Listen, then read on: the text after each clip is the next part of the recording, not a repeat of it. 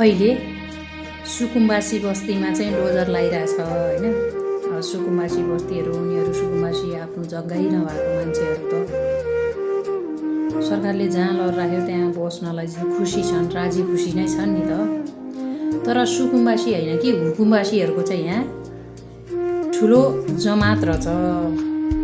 जुन घटना हामीलाई नै घटेको, हामी अस्ति हिँड्दै थियौँ एउटा स्कुल हेरेर जाने क्रममा चाहिँ बाटोमा हिँड्दै थियौँ अनि हिँड्दै चाहिँ एकजनालाई मोबाइल हातमा लिएर हिँडिरहनु भएको थियो।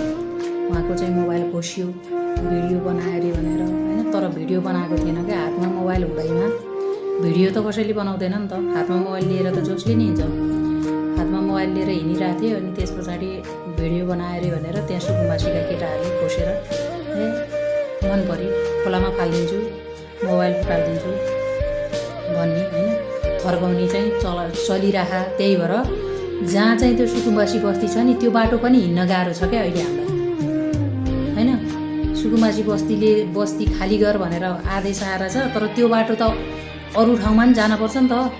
त्यो बाटो हुँदै त्यता साइडमा चाहिँ स्कुल, हामी चाहिँ स्कुल हेर्न गएको थियौँ, एउटा स्कुल हेर्न चाहिँ गएको थियो होइन। त्यस्तो अभद्र व्यवहार पनि हुन्छ है, जोगिएर हिँड्नु होला। अहिले काठमाडौँमा हिँड्नलाई सहज छैन क्या, जे पनि भनिदिने जे पनि गर्न पाइने भन्ने छ क्या उनीहरूको चाहिँ होइन।